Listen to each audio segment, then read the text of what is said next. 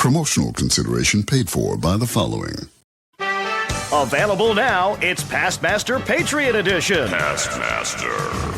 Dad, see that icon? That's a Vietnamese village girl I'm dumping napalm on. Boy, does that bring back memories. These are games you can finally feel good about giving your kids. They act out scenarios first. Then, Pastmaster's patented system shows them what really happened. Your kid will learn to be a bloodthirsty hypocrite much quicker than you thought possible. Pastmaster. Pastmaster, the future of education about the past is right now. Shut up and sit down.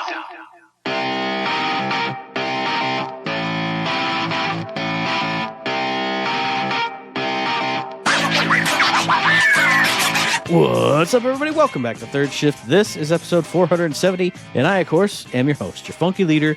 Oh, just the greatest man who's ever lived. Golly! Oh, what a great time it is to be me. It's me. It's Matt. And with me, as always, it's the Lightbearer, Lightbringer, the Beastmaster. Third Shift. It's Eric. It's the man who made up a story. Had to go. Oh, I had to go to the doctor to give blood and stuff for tests and things. So I don't know that he secretly went out to that other place that I won't name, so he could get himself some secret squirrel money. I know what you're doing. You're lying. You didn't go to no doctor. You went to that place, which I won't name because I'm tired of seeing the ads on the YouTube. I'm still not going to say the name, but you know the place I'm talking about. Eric, what'd you buy with your money from that place? I didn't do any of that. I went to the stupid doctor and gave blood because here's the deal, Matt. Here's the deal. My new doctor about 2 months ago said, I want the full mock-up, everything done so I can get a gist of it. And I said, that's cool. I'll do that.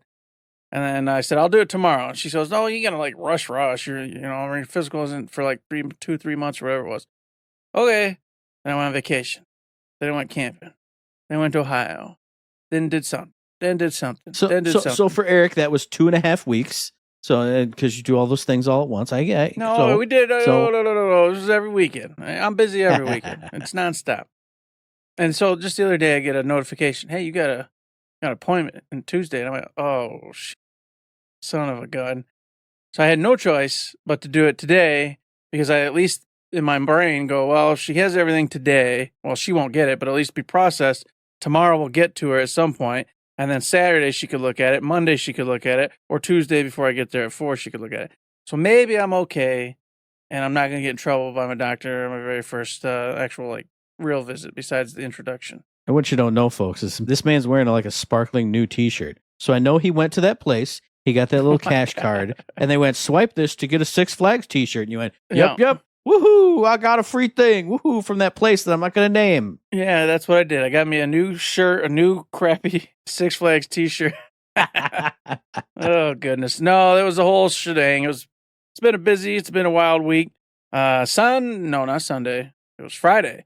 Friday, I was excited, man. I'm going to go to the movies. Demon Slayer's out. I'm very, very excited about this. Cannot wait to go. And so off I went. And on the way there, this electric company's truck spewed forth all sorts of batteries and materials off the back end of this thing. And I start doing the Matrix, and I'm swerving, and I'm jerving. I'm going all over the place. I'm evading stuff, but I can't get it all. There's too much falling out of this thing. And I see something pop up, and it bumps up real low. And I go, that's it. That's the one I'm going to hit, because it'll just hit Defender, and we'll just carry on with the day. Nope. It did not. It bounced a second time, and it bounced way up, right into the windshield. I thought for sure, going 78 miles per hour with this metal cylindrical thing, that it was going to shatter the glass for sure. I had no doubt. So, of course, I head down, wait for the glass to come flying in, have the eyes closed and protected, etc. No, it just goes, and then all the glass, cracks and everything. And this is on the way to the movie. I'm like, okay, this sucks. Called the place, handling all this business. I get to the theater. And mind you, when I got my tickets, I got them a long time ago, and I was the only person in the best seat in the entire house. IMAX, you name it, I did it all.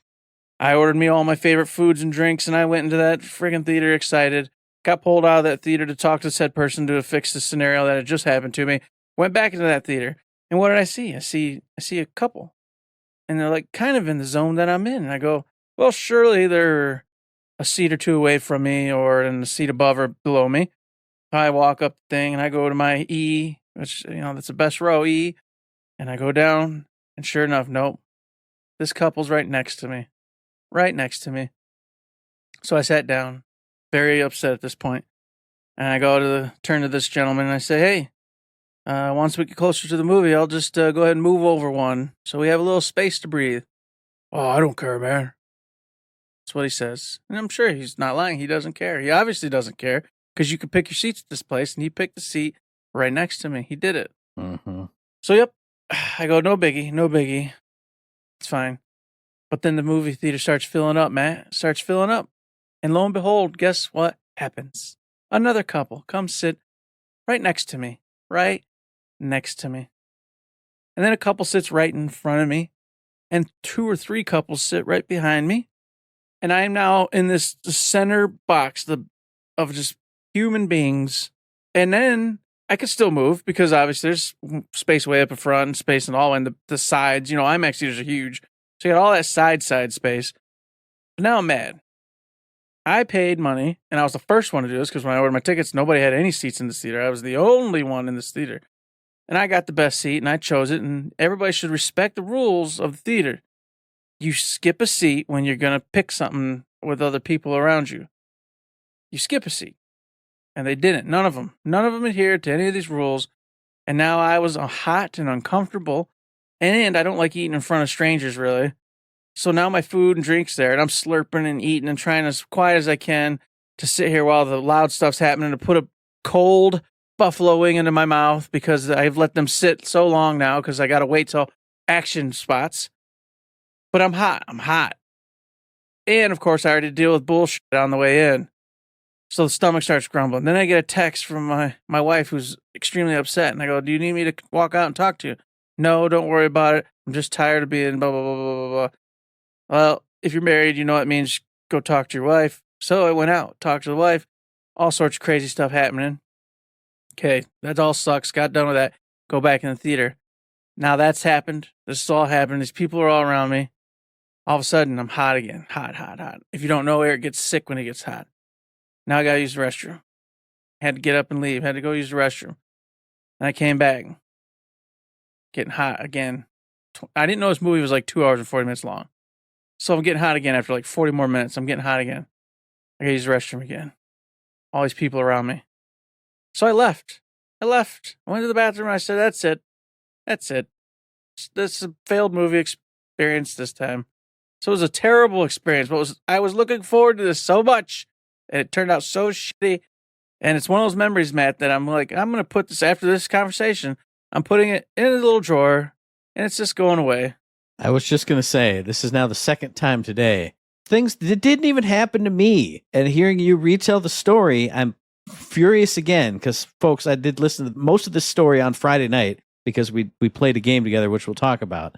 And I was disgusted and mad at that point at this poor form, bad form by all these fucking people because I hate that shit. Luckily, it doesn't happen to me that much, but when it does happen, I get fucking furious and I hate it. And now hearing you talk about it again, you saw me go from like impassive, normal, oh, it's Eric's story time, to just my head is in my hands. I'm squeezing my forehead with my hand and just why and how? How is that a thing? That can't be a thing. God. Yeah, very aggravating. So if you're out there listening to this and you happen to be one of those people, just please stop. Please don't do that. It's rude. It's not, it means you just don't give a crap about what that other person feels or wants. I don't want to be by strangers. I don't want to sit by a stranger. I don't. And I've thought about it because, when it happened to me, I was like, F it. You know what? I paid 50 cents for a movie and I get another ticket. So I have a buffer zone somewhere. But I know what would happen if I did that. If I actually spent like a human dollar money ticket for this extra space, then somebody would be on the other fucking side. Oh, yeah. And then I'd move over, and then they'd be on the other side too. And I would just lose my mind and have to just blow up. I would explode. I would literally like self-combust, self-immolate. That's what I would do. That would be a sight to be seen. That's for sure. So yeah, that was my experience with the movie that time. So that was sad. But beyond that, I played 2 video games, and one of them was Chronos. And this game is awesome. The story is definitely out there and definitely weird and definitely just one of those what the hell is happening kind of stories. And I'm totally digging it. It's got like the pandemic vibes going, but then it also slips into like some kind of Great War type thing happening. So you're just kind of on your toes, not knowing like where the whole thing's taking you. And the characters you meet are just all very weird and unique and strange in their own ways. And the game's tough as nails. And I've been enjoying it. You know, even though it's tough, and I don't generally like super hard crap, but I'm making the exception because I love the environment. I love the way this game's playing out. You're very clunky, very, that definitive, like hard feel like you do in Dead Space. That's also here. The way you shoot and how you have to be very careful with your shots. I do enjoy that part of it. Instead of just blowing ammo up and not caring, you have to be very safe with your shooting and very meticulous and careful and just slow going. It's very nice, except for I just came upon a spot that, and this ain't the first one, but this one's egregious. That's extremely difficult. I mean, beyond just ridiculous difficult. They give you a whole bunch of light bad guys, and you're in this, you're tunneled through this one area. You can't go anywhere else. This is how you got to get through. So there's no running around them because the shutter doors are up until all the contaminants are gone. It's one of those scenarios. And you're going through it. And it's like, okay, here's a baddie. Boom, boom, boom, got him. Baddie, boom, boom, boom, got him. Mind you, I told you, ammo is very limited. And you're just going through it, deplete, deplete, deplete, deplete. And then you come upon a room that leads to a shuttered room that if everything's gone and dead, the shutters will open and you can get to the next area. And I kid you not, it has 2 extra baddies, the way baddies that are already built up. Because if you don't know in Chronos, the baddies turn out they're real weak, but then if they consume another one of the baddies that's fallen, then they become like a hybrid of that one and the next one. And they can keep doing that until they're just this huge amalgamation of just flesh and destruction. You get 2 that are already upgraded. And then on top of that, you get 2 normies. So if you kill those 2 that are already upgraded can then become crazies. And then in the back of the room, you have one that's already crazy. And now the only thing that it has going for it is, from what I can tell, if you're very careful, you can kind of wake them up one at a time. And so if you just time this perfectly, you could, in theory, get 1 to 2 at a time and save the biggie baddie who's sitting in there and he won't wake up till last. But here's the deal. You're out of ammo by the time you get to this point, and you have this thing called a pier, which is like a big grenade, basically, a fire grenade. If you pop that, everything wakes up, period. But to get these baddies gone, I kind of need to do that. And so several times now I've gotten to this scenario, had a rough time of it, not getting it. One time I got it, and this is the one I told Matt about. I got it, and I was so excited. It goes, okay, shimmy through the area. You've made it through. We all know shimmy means it's saving. It's loading the next environment. So you'd expect there to be an autosave or something. And I totally did. And I got through there. And then there was another area with baddies everywhere. And then I didn't lose all caution, but I was less cautious. I was like, well, I'll respawn right here. Let me just kind of figure out what the hell's going on here. They can't expect you to have ammo after what it just dumped on you. So you got to be able to run through this area and just skip the baddies. Well, I got caught up in an area and got lost a little bit and ended up dead. It did not autosave, man. It took me all the way back. I lost my patience. That was it. And then last night I turned it back on and I said, here's where we do it. We'll get through it. I'm calm, cool, collected, chill as a pill. Let's do this. Got smoked 3 times in a row. Turned it off again. And now we're at the dreaded spot. If I turn this on and get completely clowned out again, it's going to be rough. It's going to be harder and harder to turn this game back on. So I have to pick and choose real carefully now when I turn this game back on again. And as I told Matt, I should have done it already because I told him this, was wait till it's a beautiful, crisp Sunday, Saturday morning, and I got all the time in the world, and I'm happy as a clam because now I'm already on my last shot, and I got to make this work. It's critical time. I can't wait for this time next year when you come to me and go, hey, Matt, I've been thinking about this game. There's so many new games we got to play, but I've been thinking about Chronos. Maybe I can finally push through. Maybe I can finally push through that one spot. I got it. I can get it. I can do it. And I'm like, no, brother, it's over. Forget it. Watch the ending on YouTube. It's fine. I've already watched the ending myself on YouTube. I know what happened. Why'd you do that, Matt? You should play the game. That's what I will say at that point. Okay. Sheesh. Not that you're going to play this game anyway, but... No, I got to play that game. No.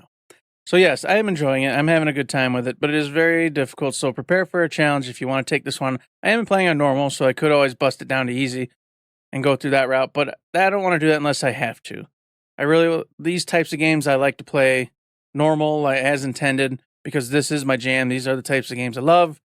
So we'll see how it goes. And last but not least, I played a Borderlands 4. Me and Matt played it, in fact, together. It was a Friday night, and we were ready to rock and roll. It was downloaded, and off we went on a grand adventure in Borderlands, Matt. Yes, indeed. Do we want to talk about it now, or do we want to talk about it? Want to save it later? We'll save it for later. We'll just save it for later. So just let it be said that we both played it. We'll talk about it a little bit down the road. So that's it. Let's spend the week. What about you, Matt? I feel like I'm missing something. Let me look at my little journal entries and see what I'm missing. Because there's got to be something, but I'm racking my brains, and I know that I didn't do hardly anything. This weekend, I know one thing that I did do. Oh, Jesus, that's already a whole week ago? Oh, brother. Okay, yeah, I didn't do anything. The one thing I did do, it was Sunday, went out to the Lansing Symphony Orchestra chamber concert with Mom, the first one of the year. It's called like the Musician Series now, but it's a chamber concert. Went out to that little chapel in the Presbyterian Church, downtown Lansing. Really cool. 2 violins, violoncello, and then clarinet. So kind of a weird arrangement of instruments, but it was really cool, just like always. I love the small, in-person thing. And then they had refreshments afterwards. Oh, my God, cookies and lemonade. Nothing better on a hot, sunny day than that stuff. I don't know, nothing else to say. It was good music. It was a good time. And then, let's see, the only other things I did was the day before that on actual Saturday, because that was Sunday, did a stream of Death Stranding 2, and then I was smart. I'm normally not smart when I stream Death Stranding 2, because I'll go like, oh, hey, go into the Magellan or go into your private room and get ready. And I'll go, okay, here's the perfect time. Sam will take a shower and drink his tea and get ready to sleep, and I'll save and quit right here. But inevitably, whenever I do that, then it's okay. I'll boot up and play on my own free time and do all the side stuff. And as soon as I go to the surface, I get a cutscene or a vision or a this or a that, and I go, I can't play anymore this week.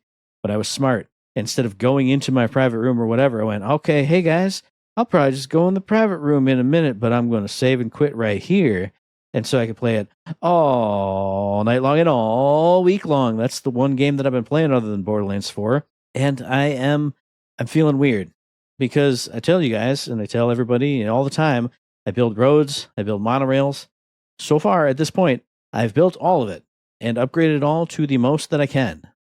So I'm sitting here with the Magellan full of metals and ceramics and resins and chemicals and special alloys, all of the crafting materials. And everywhere I go, every camp that I clear or every place that I go and check the items that the other porters have shared with the group, there's always more. And I always take it and I put it in the Magellan because there's got to be more roads, right? Like there's got to be more monorails, right? And where I'm at, the answer's no. So I'm just like, I'm doing deliveries and it's fun and I'm fighting big BTs just to do more stuff and have fun and gain more materials and it's great and it's awesome. But I'm just like, my thing's done. I can't spend 10 hours building roads because all the roads are built. I spent 2 hours building and upgrading the very last section of road and it's over now. Until I upgrade the story, move past the story mission, but I got to do that on a stream. I can't do that personally. Build the roads is just a means to an end, man. You're not supposed to make the game about building roads. There's Alan Wake 2 waiting for you. There's a ain't no roads in that. Expedition ain't 33. No roads in Alan Wake 2. And you're just there's building one road, roads and there's for creepy no things reason. in it. Building I'm not roads. going down. There's a subway down there. You don't God. build stuff. You just get scared by things. No, I'm not. No, absolutely not. I refuse. No. Oh, boy. But that has been fun. Playing Death Stranding 2 is always fun. Doing new things in it, because I don't usually go clear out enemy camps unless it's the story mission. I've been doing that, which means getting me more materials and just having fun, kicking people. That was the thing that I did off stream. Nobody even got to see it. There's a settlement called the Pizza Chef. And the last time I went there were 2 enemy robots at the bottom, like in the lower level. I killed them and then nothing happened. And every time I go there, I'm like, okay, I'm going to get a delivery from him. I'm going to get something. I'm going to get deliveries for him. Nothing, ever. So I finally looked it up. Oh, you missed the prompt by the door where the enemies cornered you and you were fighting for your life. You go through there and it unlocks this really cool scene. And then he gets more things. He teaches you kung fu, pizza kung fu. So you're flipping a pizza and attacking people with the pizza pans and stuff. Finally did that. So that's wild. That's cool. And the other thing that I've been loving on the stream and then afterwards is I'm in the mountains right now. And just the weird, not creepy, but the weird, cozy vibe of this cold-ass mountain with all this snow just as far as the eye can see. And I'm out of the truck now because my brain says it's untruckable, even though I think it's not. But it puts me in the mind of what we just talked about before the show. When you go out, open the door, it's a bright, crisp winter morning, and you see that perfect blanket out there.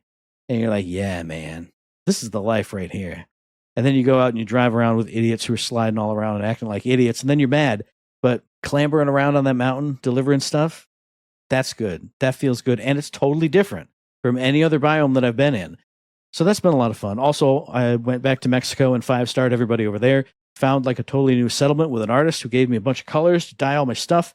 And it's not a big deal. It's not a major deal, but it was just like, oh, there's something cool. There's a completely different thing up here, completely different character, doing completely different rewards, all kinds of cool stuff. So that's been a lot of fun. And of course, I played Borderlands 4 with my buddy Eric, which I already said, which he already said, which we already said. And that's it for this week. I didn't do anything. Like, I feel like there's something that I did, but I didn't do anything. I don't know. What do you want from me? I'm going to go see a movie this week. That's what I'm going to do. Hopefully you enjoy that movie. But before you get going, man, I got to tell you, a brand new game just hit, all right? Game by Techland, published and developed, in fact. It's out September 18th, which is, of course, right now. You can go grab this bad boy. And it's on all the systems except for, of course, Nintendo. If you don't know, Dying Light the Beast, this game was supposed to be a DLC for Dying Light 2. It didn't happen, though. Apparently the leak came about. The company decided to go ahead and just withhold it and make some changes and go a different route with it. So then it became its own game. And now finally here we are years later with Dying Light the Beast. And you get to play as Kyle, who is the original dude from Dying Light 1. So everyone's ecstatic about that. You're going back into the original town here once again, because guess what? In one of the DLCs in the OG, Kyle got captured by some baddies. They did all sorts of bad things to him. And then he got caught up with the Baron, who's the new baddie for this one. And I guess it was like years and years of experimentations done on old Kyle. He breaks free, but he's no longer just a human. He's got the DNA of the undead in him. And now he has superhuman abilities. And he's all sorts of crazy. And he's battling. Guess what he's battling, Matt? He's battling the beast within him. Oh my God. So you get parkour abilities again. If you don't know, it's first person parkour, jump around, killing, drop kicking zombies, fighting all sorts of weird undead type creatures. And of course, dealing with humans in different factions, doing all sorts of good and bad stuff. And you have to decide where the hell you stand with all this and make your stand, make your moves, get your peeps, do your stuff. You can fight in the daytime where the enemies are weaker. But if you wait till dark, where there's different opportunities available, the enemies will be faster, more aggressive, crazier, etc., etc.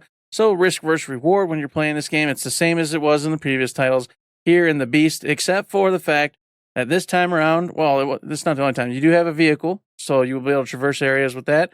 But Kyle himself is much faster than the average human, man. Much faster. And then when you go Beast form, you get even more abilities and cool things you can do. So it kind of changes the way you play the game because you yourself can become as strong as some of these bad mamba jambas.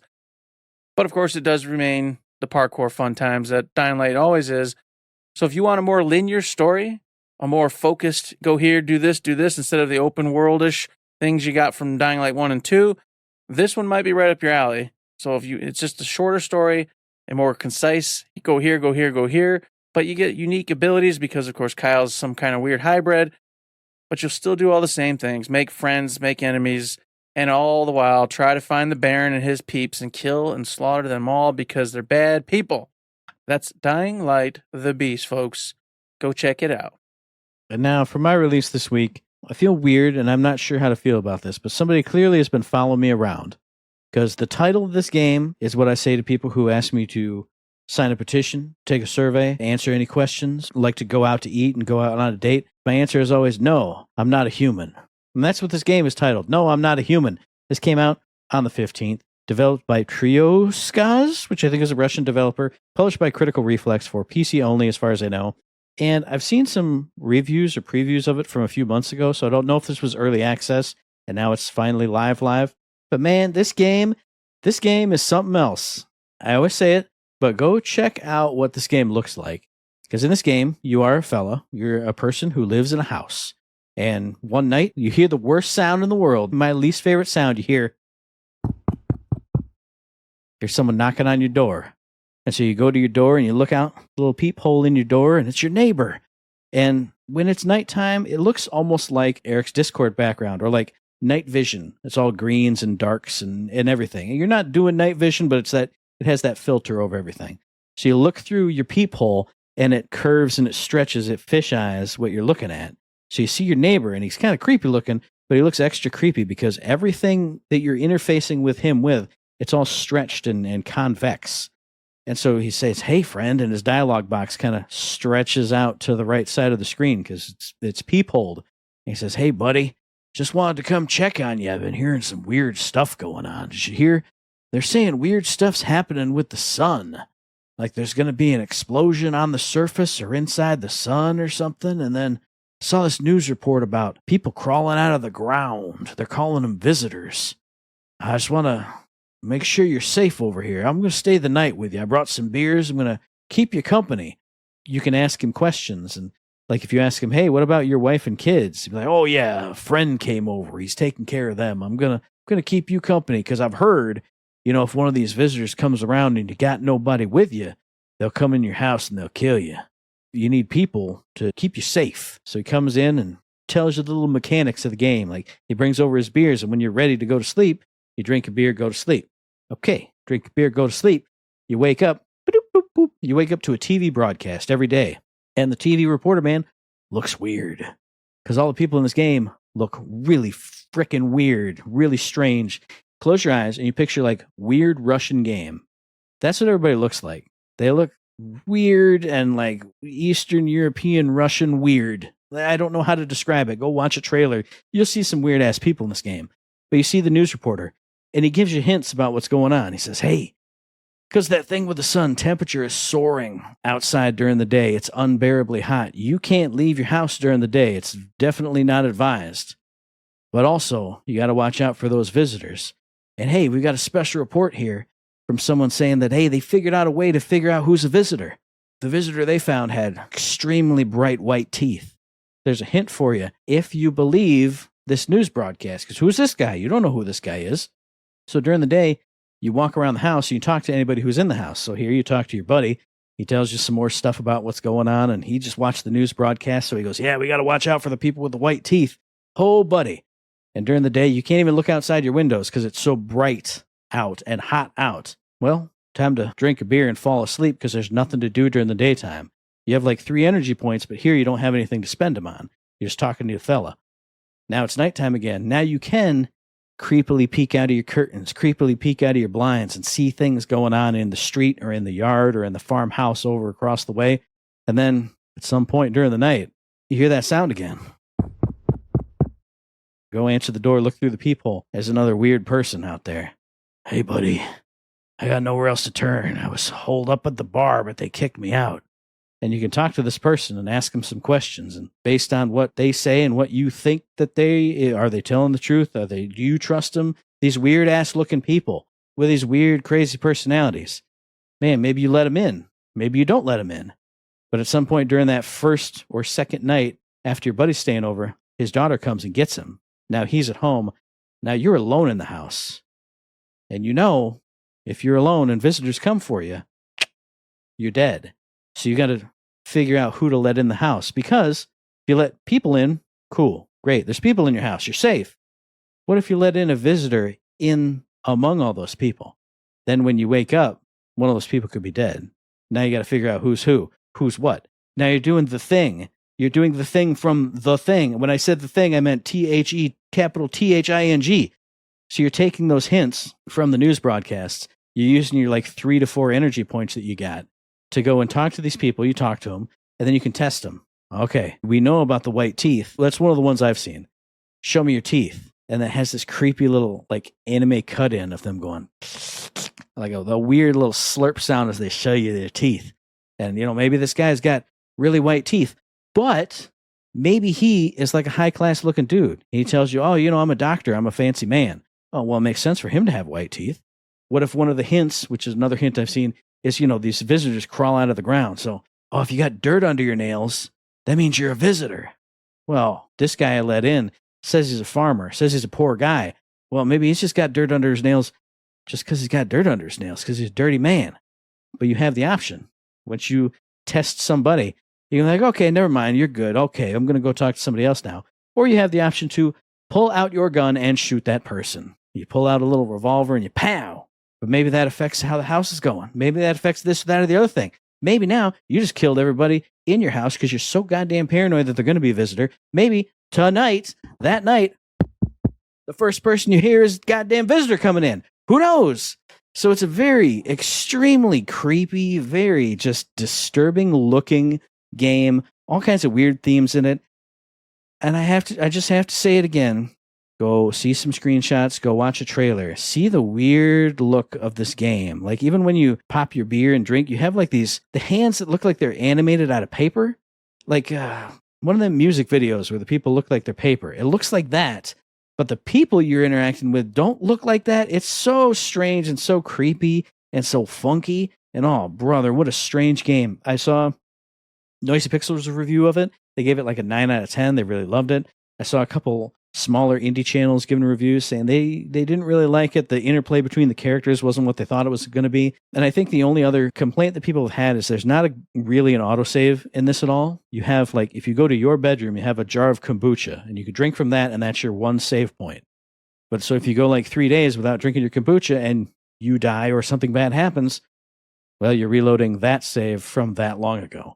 But if you're in the mood for some creeps and some weird feelings and some distrusting of people and playing and living just like Matt, like don't leave the house during the day, don't leave the house at night. If somebody knocks on the door, just look at them and then never let them in. If you want to be me, if you want to not be a human, you can play this game. And you can have all kinds of endings. There's all kinds of endings you can get. I've heard a lot of them are bleak and brutal and despair-inducing. But look at this game. There could not be any other kind of endings other than this.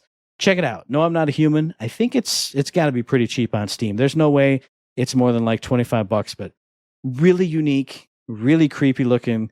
Go look at it and get creeped out and just be like, why is Matt talking about this creepy ass game? Just because I want you to feel that feeling. That's why. No, I'm Not a Human. Go check it out. Ooh, man, you don't need to be creeped out right now. You just don't need to be, because we got some free games coming your way. And I'll tell you what, nobody's creeped out about getting free games. And I'm telling you right now, Epic's got some for you. You get Project Winter. You and some friends need to get together, and you're out in the cold, cold, cold, cold Arctic environments, and you got to survive. You got to make it out alive. But guess what? Oh no, one of your friends might be a bad man. They might be a betrayer, Matt. So instead of helping you gather resources, instead of helping you out, getting shelter, doing what you got to do, traversing to the right areas, they're sabotaging things. They're breaking your heaters. They're breaking your tools. They're trying to murder you and your friends, and you got to figure out if any of them are actually bad, and if they are, who the hell is it, and catch them in the act. So you want to have some fun shenanigans with buddies and pals, go ahead and pick up this wonderful, cool little game, Project Winter. And the other one that Epic's got is Samaros 2. This, you're a little space gnome living in a little hut, and, well, your dog gets kidnapped by some alien visitors, just trying to have a little fun. And you got to go out there and you got to get your friend back and, maybe, meet some new friends along the way. Apparently it's got some famous person composing music for it. So it's like a super chill vibe going on. I don't know much else about it, but if you want to have a very unique, strange little game, it's there for free for you right now. And speaking of strange little games for free, I don't even have this on the list for this game called Away on Steam, which is apparently the experience of someone who's dying, and it's all black and white. It's all melancholy. So if you want to have a free experience, that's, again, a very strange one. No, I'm Not a Human and Away. Go pick up both of those today.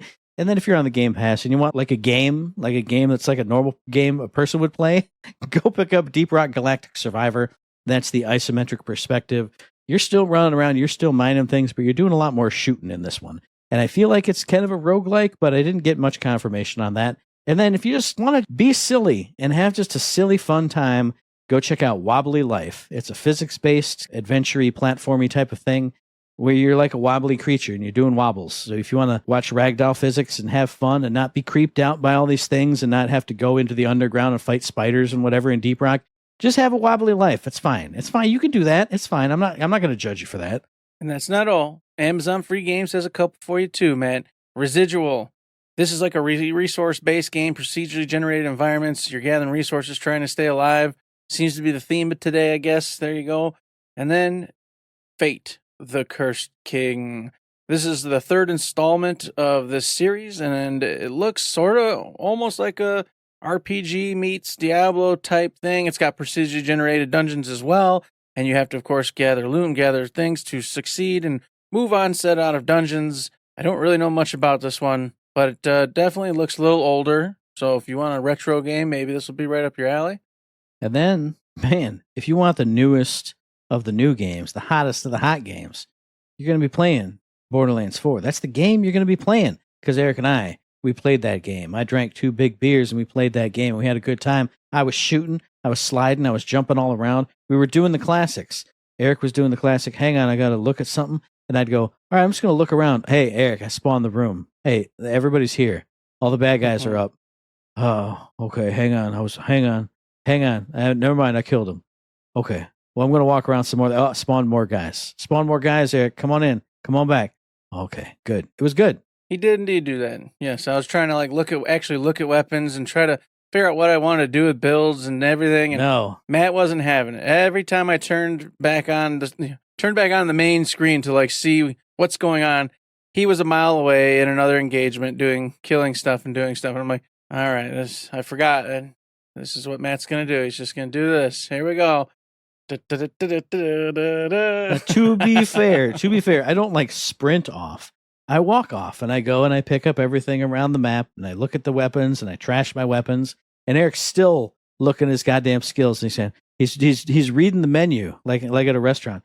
When your attack do the thing, then plus 1%, and then eventually I'm slow walking so far. I've made it that mile because it's been 15 minutes of Eric reading one skill. That's what it is, folks. That's what it is. Of course, he exaggerates, but no, that does happen, but it's not as long as Matt says it is. And then here's the other weird part about me and Matt. It's always been this way, and I don't know why. When we're in the open world environments, we never go the same direction. Yes. Not once. Not once will we ever go to the same place. Every single time, I'm like, man, I think this place looks like it might have what I want. And I'm running over there and I'm doing something. Matt's like, oh, I'm doing the thing. And it's a whole thing. And I'm like, where? What? And he's a mile in the literal opposite direction every time. Every time. There wasn't a single time where we were like, you know what? We got to go to this spot and do this thing. We both see that tower over there. Let's go do the tower. Mm-hmm. One would see the tower and one would see the pit. And he'd be like, oh, man, it's pit time. Here we go. I jumped in the pit, Eric. Oh, I was halfway up the tower, though. I was climbing this mountain thing. And well, I'll tell you, if I find something down here, I'm down. Help me. Yeah, I'm up here. Help me. I'm trying to down. get to you. A quarter mile away. I'm like, yeah, I'm going to try because I don't want Matt yelling at me later saying I just love die all the time.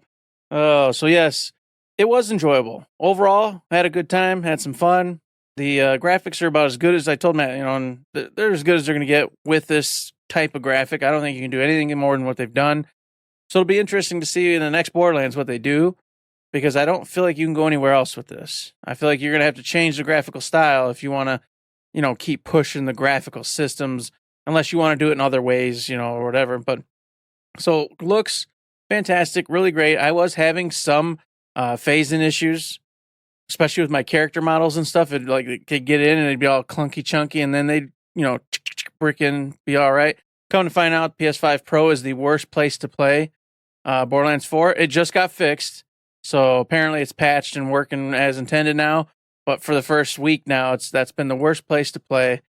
And then PC obviously second. So it's been having some issues. Which doesn't make any sense. How is the most powerful console the worst place to play it? Speaking on the PC thing, I would be remiss if I didn't say I listen to IGN's Daily Fix. It downloads in my podcast app, and I listen to it whenever a new episode pops. And for 3 straight days, they've been like, "Oh, Randy Pittsburgh is so dumb. He says for people who are playing on less than recommended specs that they should try and turn down stuff to have better performance. That's stupid, bro." And I'm like, bro, that makes 100% sense to me. Now, the only person I know who plays on PC is Knowable, but I believe he just got a brand new hotness PC, so I don't think he's been having any issues. But I'm not a PC gamer. I can't speak to it. I had to mention it just because, from what I can tell, it's another example of a big gaming news company just dunking on Randy for saying normal things. I don't know. He's saying if you're between minimum and recommended, you're not going to get great experience. And people with high-end rigs are having no problems. So I don't get it. I don't know. the stuff behind it goes above beyond my head because there's one podcast where they're like, oh, he's such a liar because the problem isn't the CPU, it's the RPUs or whatever, the GPUs but then I thought to myself, I go, wait a minute, doesn't one, like if you're streaming and having to do all sorts of hardcore stuff with the one and that's where the problem is, isn't that probably because you're trying to stream your entire rig and play this game? If you were just focused on playing the game, it'd have probably been okay, but you're also utilizing your streaming stuff. So there's a lot of factors going in, but at the end of the day, the one thing I'll say on that whole stupid topic is PC gamers, everybody does it to an extent, but PC gamers do it every time. PC games never work on the PC. For like a week or a month, they're always broke in some way, shape, or form until they get patched up. Some never get patched up. There's a couple that nefariously just stay broken for all eternity.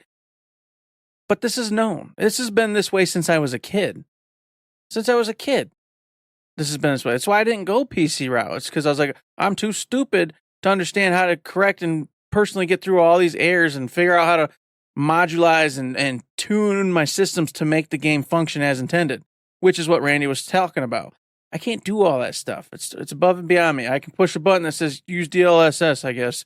That's all I can do. Click, there you go. The only thing I can do is I can turn it down from medium to low. Yeah. And then I can turn off ground effects. And that's about all I can do, which is another thing he was saying. It was just like modulate your presets. Just in the game, turn stuff down. And it sounded like people were like, I shouldn't have to turn anything down. Do that. Well, it doesn't. Your PC could literally be anything. It could be any configuration of any old thing. Yeah. But what else do you have besides the 3060? Besides the fact that 3060 shouldn't run at full speed anymore, you need a freaking 4080, 4090 or something like that. I'm sure. But it's every PC rig is different. And every PC rig has a million different pieces in it that are going to contribute to the way it's playing. And on top of that, you all know the damn game isn't going to work right on your PC for a week or a month. It's the way it's been forever. So why is it every single time you get up in arms and scream to the skies like it's a fucking surprise that this is happening to you?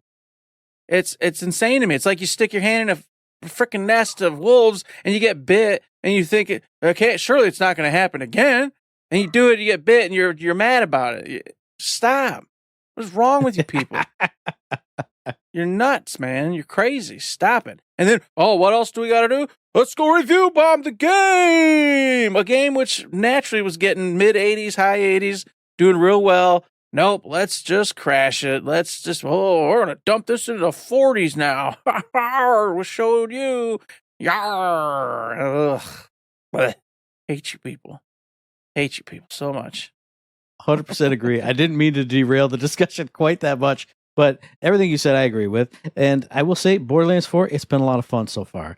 The gunplay's been great. That's what really got me like hooked in. Like when we were playing, you go through that first area, it's tutorial zone. Eric and I were doing the scramble and the sniffs and the search everything, and there was nothing to find. Absolutely nothing.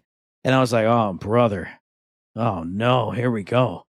And then we got into that main zone, and we got more guns, more varieties of guns. I got this Vladoff assault rifle, and it just felt so good to shoot enemies with that gun. The way it sounded, the way it ramped up, because it was like a ramp-up fire type of a gun, the reload and sound effect, everything felt so good and sounded so good. Then we got into finding like a million things. I saw somebody who was streaming last night. I had it on mute just so I could ramp up and get the shift rewards and all that other stuff. And that person went into the map. And the part that we're in right now, you and me, Mr. Eric, that seems huge, that is filled with things to find almost every single settlement or in between settlement spot that we go. There's stuff to find. That's like 1% of 1% of this whole giant map that I saw. I was like, damn, it already feels packed. It already feels good. It feels really good to me every time. There's always something to find. And so hopefully it keeps up all the way through that giant map.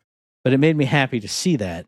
And physically, the few hours we played, it felt so good to run around and find a side quest here, side quest there, collectible here, collectible there, collect 3 things here to unlock this thing over here. Oh, there's a gun chest. Oh, there's gun toilet. Oh, there's gun chest. Oh, there's gun toilet. Oh, there's Borderlands symbols. I thought it felt great. I agree 100%. There was all these points of interest that were going to give you hints and clues to the vault keys that you need to get into the vaults. That was really neat. However, I'll say there's that one right in the beginning, the pool of reflection. I have no idea what that one wanted me to do. I even went back and played a different character solo the next day, and I still don't know what that one wants me to do and how to get the whatever the point of interest there is. But I'm glad it's there, and I'm like you said, they're all over the place, tons of them, and some of them are at least really cool caches of just tons of guns. You know, when you finish it and the cache opens and it does just like the train in Borderlands 2 does for Christmas. It just and all the guns explode out on the ground. And it's just like Christmas every time when it happens. You're like, oh my God, here we go. Am I going to get lucky this time? And then on top of it, some of the quest rewards actually it tells you whether it's going to be like a green through a purple, green through a blue, green through a friggin' legendary. And it's such a cool feeling when you get that one that says, blue to legendary. And you're like, I actually got a shot at a legendary here. And then you click the button and, you get what you get. I like that.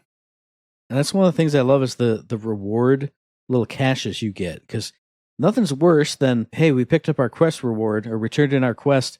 Oh, backpack's full. But now they just stay in like a little box off to the side. And when you hover over that box, it'll show you like, oh, you get 4 things out of this one. You get 2 things out of that one. You get 1 thing out of this one.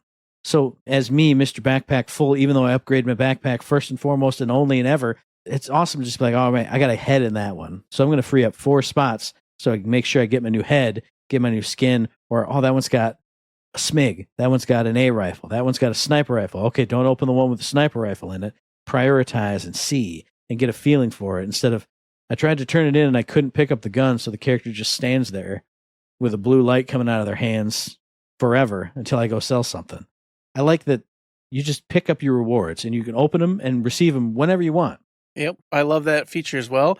And the other feature I love too is that you can go to the bag, go to your backpack, and then you can highlight the items and you can say send to bank. And then every item you send to bank, it just bloop, bloop, right out of your bag, straight to the bank. What? Yep. What? Just like that. I didn't figure that out. Magic. Oh my God. So cool. I was going to spawn back in and go back to that town because I assumed bank was one of the machines that was in town that we turned on and then immediately ran away from. Yes, that's where we turned it off. Yeah. So I was going to do that. Just go and bank my stuff like, the level 30, level 50 or whatever they are. But you can just do it from the inventory? That's freaking crazy. Yeah, so you can do that. And what we were doing as well is, I didn't like it at first, but I've come to appreciate it, is as you pick things up, or if you can do it in the backpack menu as well, you just mark as junk, mark as junk, mark as junk, mark as junk. So I know now, just anytime I'm running and grabbing loot, I grab everything because I want the money, because later on I'm going to need it for Moxie's tip jar. But for now, I just need to collect it. So I know I'm not going to need like 90% of these guns I'm never going to use. So I just mark as junk until, everything's full. Boom, fast paced, to the nearest junk thing, and off you go. It's like really streamlined, really quick. And then I'm back out there collecting more guns, rinse and repeating this whole thing. And like you said already, all the meanwhile, side quests just popping up everywhere you go. And it's really nice too, because as I did it slowly and just more naturally than me and you drinking beers and wandering everywhere, it'll guide you and it'll just take you to all the different spots. And then all of a sudden they start to get closer and closer to where your main mission is. And then next thing you know, they're way past the main mission. So then it's like, okay, that means they want me to stop, do the main mission, see what the next chunk of main story is, and then keep going.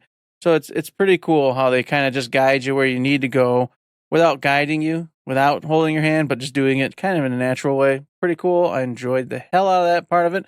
And the guns for me, I was stuck using that firework one that we got at one. I was like, man, this is just doing real well. It finally starts to die off. It finally got to the point where I'm like, nope, this ain't doing it. So I finally started using other guns. And oh, man, you were right. There's a lot of good damn guns here.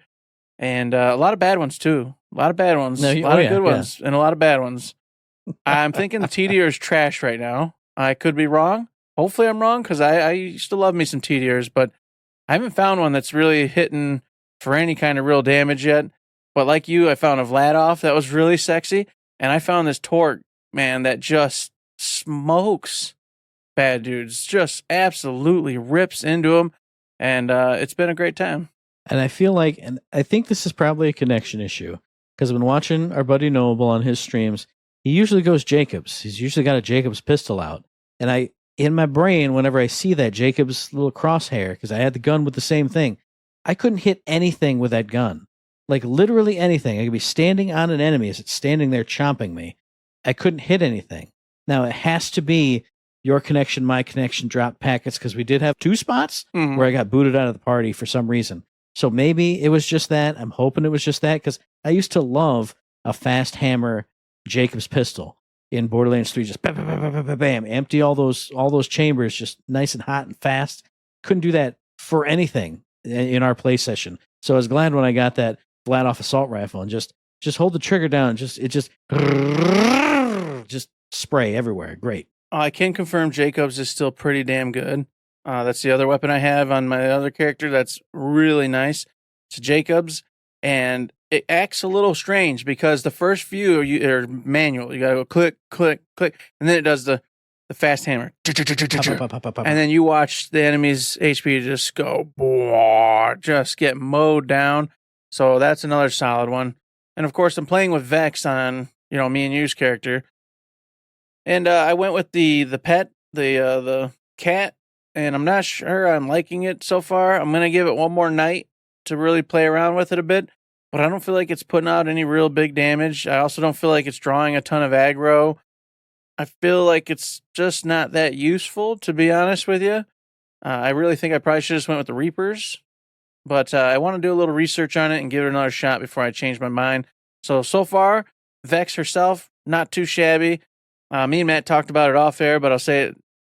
They don't have a ton of characters so far. It doesn't seem like the characters are really standing out, and that might be because, like they said, they wanted to tone it down a little bit and make people seem more normal instead of the Borderlands completely crazy. And Matt, well, I'll let him speak for himself, but for my end, I'm not mad or disappointed yet, but I really hope that they get a little more flair or a little more love, that makes me connect to them in some way, shape, or form as we go along. We're still very, very early, so a lot can happen. But as of so far, I'm not invested in Vex yet. I don't feel like, oh, yeah, Vex is my gal, you know what I'm saying? Ride or die. I don't have that feeling yet. We'll see where it goes, though. Yeah, I 100% agree with you on Vex, just the character, because we decided, and I think we're going to have to break it right now. I had said, why don't you just do all the interactions this playthrough? I'll do them all in True Vault Hunter mode. But Vex is so boring to me. And I shouldn't say it like that, but she's just Vex. Hey, my brother died in this gruesome, grisly way. And she goes, oh, that's a shame. I'm Vex.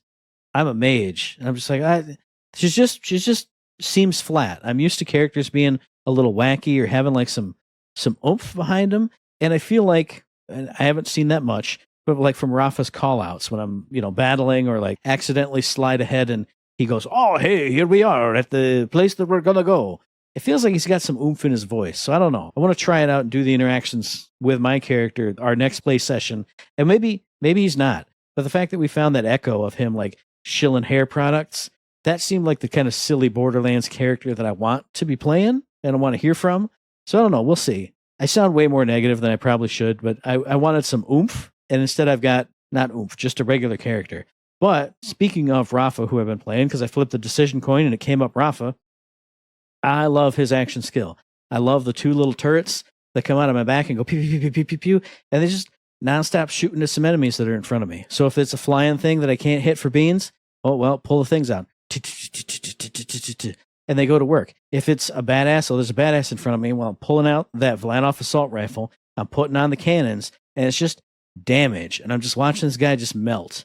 Maybe it's not like super fast like a big explosion would be, or maybe even like his knives might do, but I'm not going to go melee. I'm going to go anything that's related to turrets and free damage that just spews out of me. And that's how it feels. Just like I'm just pouring out damage. And it just feels good. I love it. It's not very action based. I just hit a button and free damage appears, free steady damage.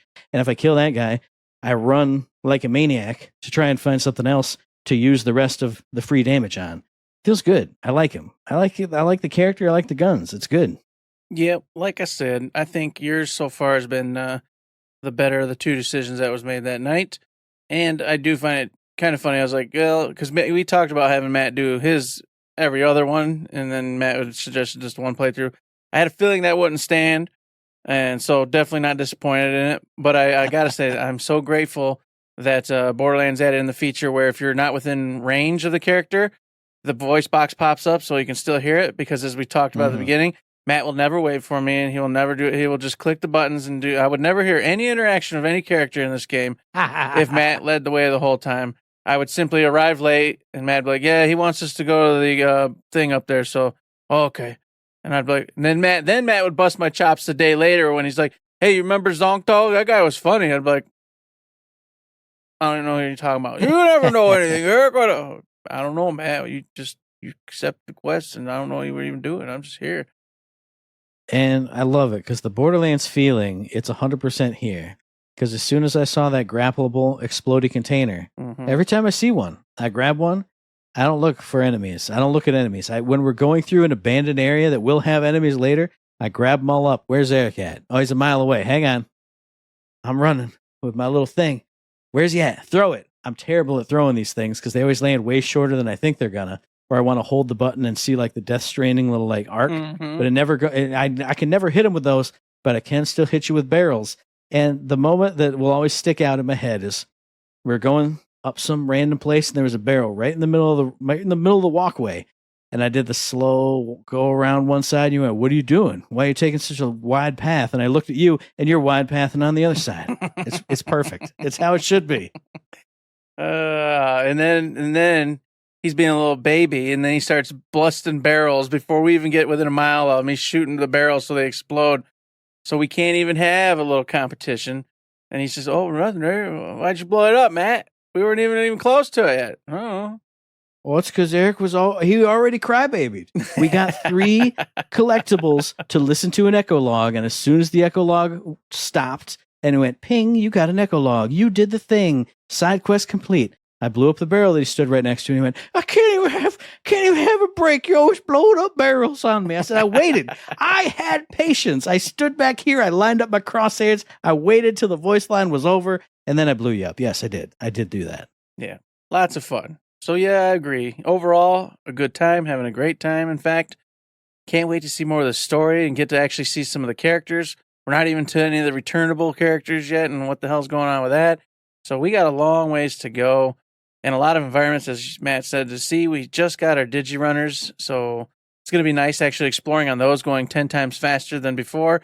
And having gotten to play another character up to the point where we left off, I'll tell you that Digirunner makes a huge difference. It's very nice. And a tip for everybody that's going to pop on this game, just beeline it to the Digirunner scene. Just follow the main missions to the Digirunner, then go back and do all the side quests and have a good time. You'll save yourself a lot of time, promise you. And now we're getting long in the tooth. What do we want to do? Do we want to pick out like 2 highlights from the Nintendo Direct? Do we want to just save that? What do we want to do? Nintendo Direct hit, everybody. All right? That's it for Borderlands 4 this week, because we got to give a little spike demonstration on Nintendo Direct, because it's going to be ancient news by time next week rolls around. And it's easy for me. Easy. Because this Nintendo Direct told me something. Not really a Nintendo guy anymore. There was nothing but Metroid that had my interest at all. And I'll also tell you this, that Metroid, that Samus on that motorcycle wasn't doing it for me. I started to get real nervous until I saw her in the typical first person. And then I got excited again. I went, okay, whew, Metroid Prime still looking sharp. This is looking dope. Can't wait to play. But the motorcycle part, I don't really care about. But that trailer, for me, of course, was the highlight just because this is the title I'm still very excited about. A lot of the others just weren't hitting for me. Or just I didn't care about it. I shouldn't say I'm like, oh, they sucked. They just weren't for me. I wasn't like, oh my God, I can't wait to play this game. Oh, I was interested in the Wonder, Super Mario Wonder for Switch 2. Hopefully with the upgrades and everything, it makes it a little sharper, a little smoother. But I think you got to purchase those, don't you? Or at least upgrade price.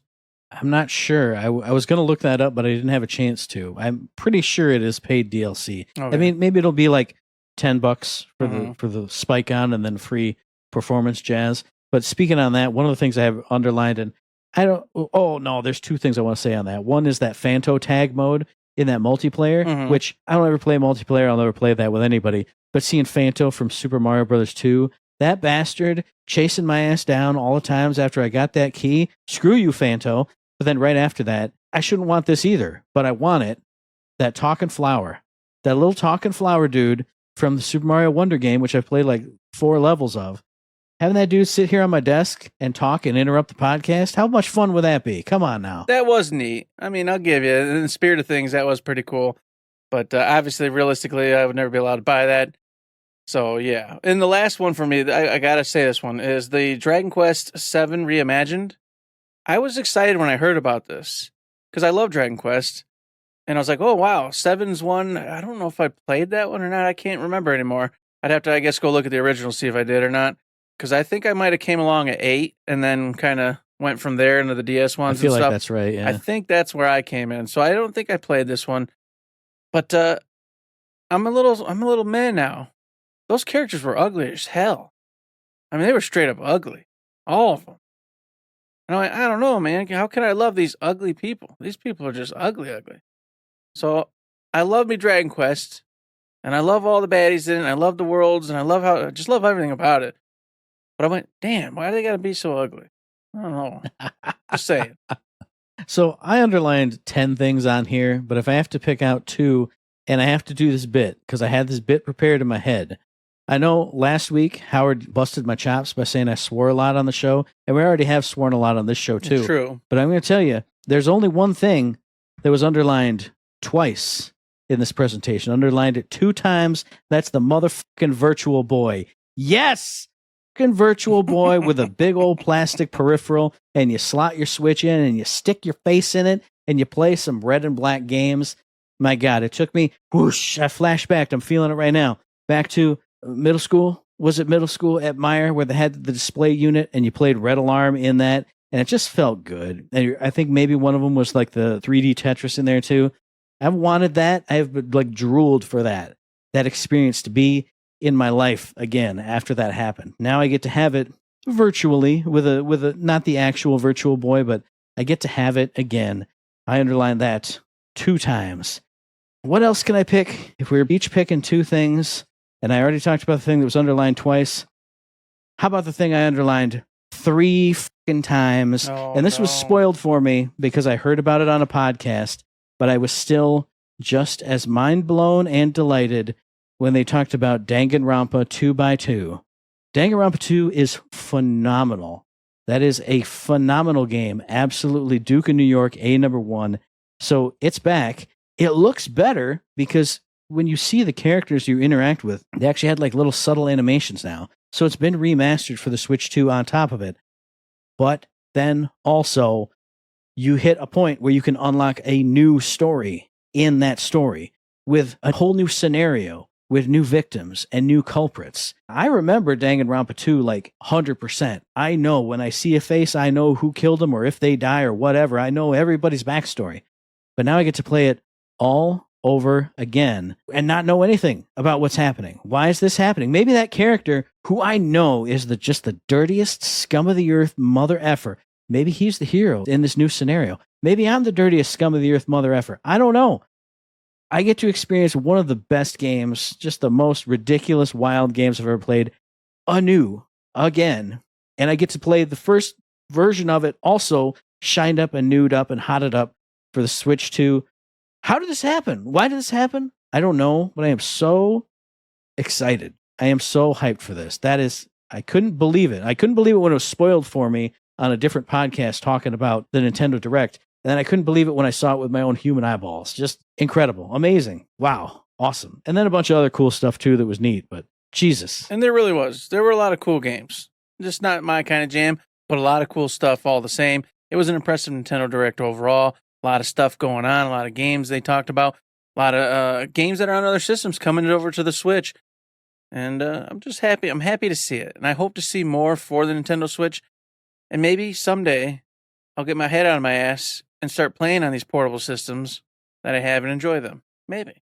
It just makes me sad because the one game that I'm in the middle of on the Switch 2 is Shoot in Order, and I don't want to play that anymore, but I got to play that. I got to finish that game.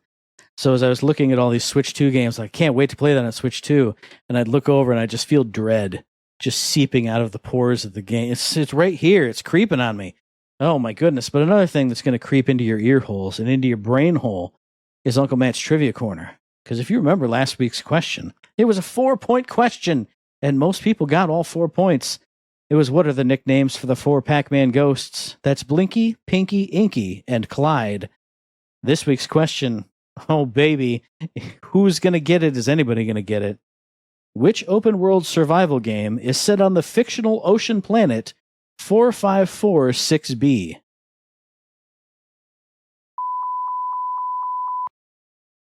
You got it. I was going to give like the tiniest little hint, but you got it straight away. You heard the hint that was in there. So congratulations to you, Mr. Eric. That's a point in your favor. Not only that, I played a lot of that game, Matt. So. Oh, did you actually? Yeah. Oh, I didn't know that. Yeah. It was one of those low key. I didn't talk about it. I just fucking had it and played it. And open world survival game. That doesn't seem like an Eric. It's game. not What a normally weirdo. me, but it was Who cool are you? because of the What- ocean. That's the only thing that kept me going. Are you a visitor? Are you actually like a creeper wearing Eric's skin? Just like in No, and I'm not a human. Don't show me your teeth. No, those aren't Eric's teeth. That's not Eric's teeth. So if you know the answer to that question, or if you have comments, questions for us, concerns, more mailbag questions, if you got more thoughts on the directive, man, Power Wash Simulator 2 coming to the Switch 2 is a game changer for you, as it should be for everybody. Or you got thoughts on the releases or the free games this week, or you just want to say literally anything to us. Say any words to us. It doesn't even have to be about anything. Send that to us via the email, thirdshiftme@gmail.com, on the Twitter machine @ThirdShiftME. Find us on Facebook under Third Shift. Hit up the Discord. Hit up the Patreon. If I'm streaming, hit up a stream. If I'm home, do not ever knock on my door, because I will shoot you with my gun that I don't own. I won't even ask you questions through the door. You will be a visitor, and you will not be welcome, and I'm going to shoot you. Don't knock on my door. You got to text me first if you're coming over. There you go. I'm just going to come to that door one of these days, man. I'm coming to that door. I'm going to stick my eyeball all up in that hole. It's going to be the most weird thing you've ever encountered. You're going to enjoy it. But of course, folks, if you really want to see that happen, I need to see them money bills lining my pocket. So you got to go over to Patreon and you got to throw that money our way in that tip jar. So that way I can say, look at that. The people want this, Matt. The people need to have this. So when I do go over to Matt's house and do this, it's justified because all the people really wanted it. And they threw us all that wonderful cash to make it happen. So he can't actually get mad and or press charges or do any weird thing that Matt might do. It's safe. Justified. That sounds like justifiable homicide. That sounds like stand your ground law. Stand that your man ground. was on my I property. wasn't in That's your not my home. property. I was at the doorsteps, not in your home. You That's can't on my shoot. porch. That's my property. That's Oh, Nick would say goodness. that's my property. I No. don't think he'd agree with that, but No. that's what would be You'll- said. You'll be in trouble, man. So someone who knows this definitively will go to prison. No, it's Sorry. fine. I'll plant a knife on your person. And then drag my hand into the door, drag half of my body in like I tried to lunge in. Yes. I'll scratch the door up with the knife, and like I'll pretend like I cracked the door and the knife scratched in, and then it's over. It's over for you, Eric. You could I'm, do that. I'm way scot free. You just have to be really good at what you do. So make sure you're good. I'm the best at what I do, Eric. Start practicing. But you know what? If you can't throw money our way and you just don't want to see me go harass Matt at his house, you can also help us out in other ways, like 5-star ratings on the Spotify, 5-star ratings on the Apple Podcasts. Go over to Twitch, watch Matt play some cool Death Stranding 2. Throw us your Amazon Prime free subscription. That's right. That's Amazon's money, not your money. Given to us, we get to use it to help make the show better and keep everything running. It's a cool system, and we thank you all so much for using it. But you could also go to Discord, hang out in the channels, talk, and have a good time. You could also do mailbag questions. A lot of things you can do to help us.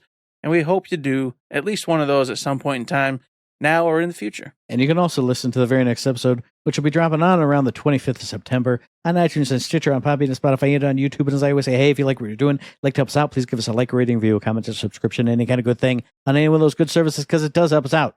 And we really do appreciate it. Indeed, we do. We appreciate the holy hell out of it. I don't even remember what I think I threatened people again last week. I'm not sure. I black out a lot, so I don't know what I do sometimes.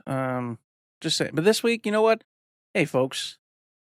The weather's changing, you know. Fall's coming. I just, do you want me to be like a leaf, you know, decaying and dying on the branch, eventually falling to the ground, becoming extremely brittle, getting stepped on and stomped on, muck turned about.